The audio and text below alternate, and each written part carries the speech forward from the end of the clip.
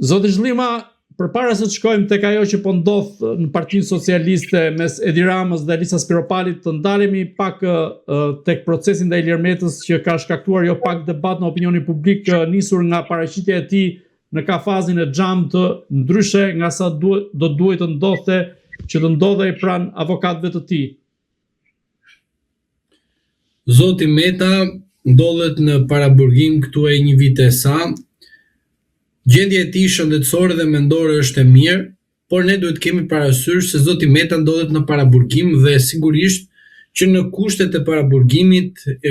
kilet sigurisht do të kenë ulje, por e vërteta është që edhe vetë zoti Meta ka qenë gjithmonë aktiv sepse bën stërvitje brenda ambienteve të paraburgimit për aq sa i lejohen dhe për sa i përket ajrimit, për aq sa i lejohet edhe aty.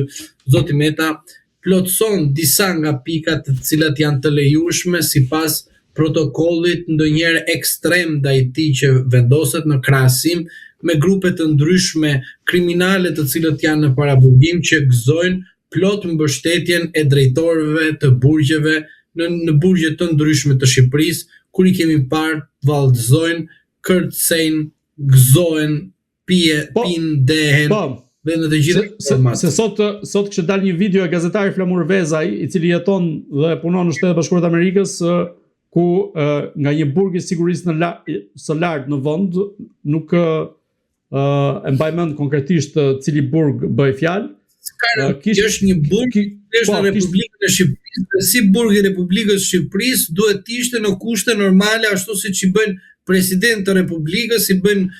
protokoll ekstrem për rastin sepse duhet të kënaqet zoti Rama që për të marrë me pak fjalë hakmarrjen e tij për shkak se Ilir Meta ishte ai politikani që e sfidoi publikisht dhe goditi, të jemi realist, në shumë betejë në gjykatën kushtetuese. Por e vërteta është që mos ja bë gropën tjetër se një ditë bie vetë dhe zoti Rama duhet ta kuptojë, por në rast se nuk e kupton, nuk ka rëndësi sepse do shkojë edhe zoti Rama në një moment të caktuar në këtë betejë me drejtsinë e tij. Por duhet krahasojmë që sistemet e burgjeve, pra ose më sistemi në burgje, është një sistem i cili është i komanduar nga banda të ndryshme kriminale, përderisa ne na është provuar dhe faktuar kjo gjë nga raporte të ndryshme të institucioneve kombëtare por edhe ndërkombëtare. Po, të ndalemi pak te kjo pjesë me që e sollët në vëmendje, sepse për pak isha duke anashkaluar në kuptimin që e kisha harruar për një moment. Pjesën e videos ku shfaqen eksponentë të krimit organizuar në këtë burg të sigurisë lartë, ku dëfrehen, bëjnë video, pra duket sikur janë një jetë normale jashtë burgut dhe jo brenda burgut. Në këtë rast, me çfarë sigurie kemi të bëjmë në burgje në këtë rast dhe çfarë reflekton në një farë mënyre për vetë sigurinë dhe në burgje dhe ose më saktë këta të burgosur ka privilegje të tjera nga të burgosurit e tjerë? Po e nisë nga e fundja, po kanë privilegje, kanë mbështetje, kanë përkraje, sepse mos harroni faktin që Partia Socialiste me qëndrimin e saj disa vjeçare në pushtet, sigurisht që ka marrë mbështetjen dhe ka vendosur në punë dhe në funksion për mbledhjen e votave grupe të ndryshme kriminale, të cilat nuk është se i them unë për thashë them apo për të treguar që Partia Socialiste është një bandë kriminale, por Partia Socialiste ka treguar vetë që në përgjimet ku përgjojnë vetë pjesëtarët e saj, kanë punuar me grupe të ndryshme kriminale. Në rast do të shpifje do të ishte mëkat, por në rastin konkret janë prova dhe fakte që tregojnë nga institucionet jo vetëm kombëtare, por edhe ndërkombëtare që Partia Socialiste i qëndruar në pushtet është e mbështetur dhe sigurisht që bandave kriminale ose personave të cilët kanë një rrezikshmëri të lartë shoqërore për shkak të veprimeve të mëparshme të formës së prerë të dëshmisë së penalitetit të tyre dhe ekspozimit tyre në grupe të ndryshme kriminale, kanë treguar që kanë mbledhur vota për Partinë Socialiste dhe një pjesërisht drejtorët e burgjeve japin tek këto banda të hapësirën që ata të bëjnë atë që unë them vazhdimisht, lojën e famshme, loja është shumë e qartë që do të bëni vota për Partinë Socialiste dhe ju do të bëni çfarë ju do shpirti në përburgjet e Shqipërisë, sepse në fund fare një parti qeverisë dhe shteti është një. Pra, shtet parti është një dhe sigurisht që këto janë aksese që kanë persona të cilët janë me precedent penal në burgjet e Shqipërisë. A mba përgjegjësi penale drejtori i burgjeve? Besoj se po, ose duhet kishte mbajtur. A mba përgjegjësi penale ministri i cili e emëron drejtorin e burgjeve? Unë besoj se po, por a duhet të themi në fund fare, a ka ndonjë person përgjegjësi morale për ata të cilët e emëron për burgjet e Shqipërisë që janë drejtorët përmes Ministrisë së Drejtësisë? Unë mendoj se jo. Pra do thotë që e gjithë loja që sot i kanoset qytetarëve shqiptarë është që në burgje, por edhe në drejtsinë e Partisë Socialiste nuk janë të gjithë të barabartë dhe nuk trajtojnë të gjithë në mënyrë të barabartë. Çfarë do të prodhoj sipas jush kjo video, pra që tregon eksponent krimit organizuar që do frehen në një burg të sigurisë lartë? Do të ketë përgjegjësi nga ana e zinxhirit të institucioneve që në varësi të njëra tjetrës? Edhe njerë duhet kemi parasysh që përgjegjësia në Republikën e Shqipërisë shkon jetim, në rast se do të kemi përgjegjësi është kur drejtorët e burgjeve dhe ata të cilët kanë aksese në burgje dhe nuk kanë atë kontrollin e shtuar, do të mbledhin vota për Partinë Socialiste në 2027. Në rast se jeni në një botë tjetër që mendoni sikur pas kësaj video do të ketë shkarkime, sigurisht shkarkime do të ketë në nivele këta tilla që të kuptohet që ne bërëm veprimin ton, por kurse si nuk do të ketë shkarkime në kuptimin e përgjegjësisë morale dhe juridike, për shkak se të gjithë drejtorët e burgjeve pothuajse janë në shërbim të Partisë Socialiste, janë të emëruar për Partinë Socialiste dhe Partia Socialiste nuk mund të bëjë gabime për shkak se i përdor ata në zgjedhjet e ardhshme lokale. Prandaj, në rastin konkret, ju nuk pat shkarkime ose më mirë nuk pat asnjë reagim zyrtar ku në mes të rina si policia ishte amatore, policia ishte jo prezente dhe në fund fare zoti Proda në vend të shkarkohet në detyra për shkakun e kësaj ngjarje, u shkarkuar për shkak se protestuesit vajtën edhe goditën vilën e komunistit Enver Hoxha. Pra do të thotë që mos vendosni Shqipërinë në një situatë ose më mirë në një kuadër të ndershmërisë institucionale dhe të kartës morale politike në kuptimin që drejtuesi politik i burgjeve që është ministri i drejtësisë të paktën të kërkoj dorëheqjen e personave ose të shkarkoj personat të cilët përfshihen në këto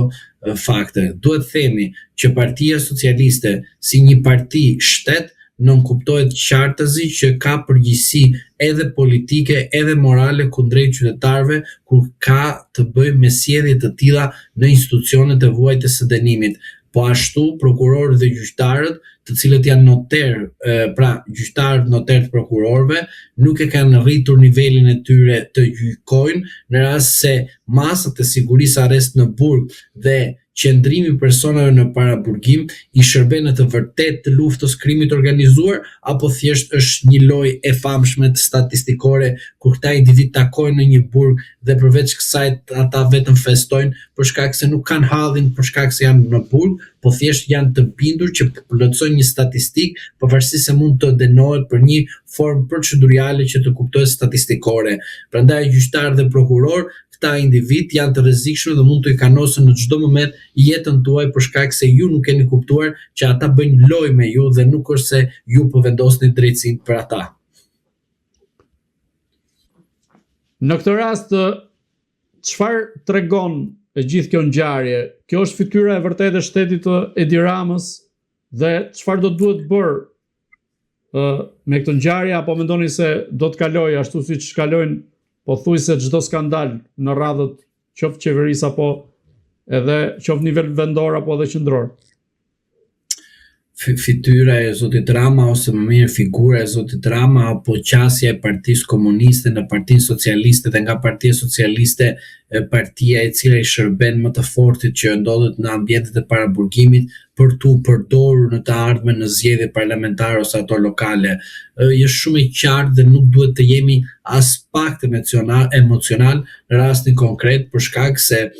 zoti Rama dhe skandalet që plasin her pas here monitorohen në mënyrë të tillë duke bërë raste të ndryshme sikur kanë thënë edhe funksionarë të Partisë Socialiste që edhe për abuzimet seksuale ka ndodhur edhe filma. Edhe ky është një film i radhës i cili nuk kupton qartësi që Partia Socialiste dhe vetë socialistët duhet kuptojnë që kur përplasen në burg nuk kanë ato privilegje të cilët kanë miqtë e tyre që ndihmojnë Partinë Socialiste me vota. Prandaj këtu duhet të them që unë uroj larg qoftë mos të ndodhi askujt, por e vërteta është unë jam i bindur që socialistët në rast se do të përfundojnë ndonjë nga ata në burg, larg qoftë edhe një herë them, një socialist i ndershëm për shkak të një situate jo në dëshirën e tij, por nga pak kujdesia nuk do të ketë këtë privilegj të cilët kanë njerëz të cilët nga drejtori i burgut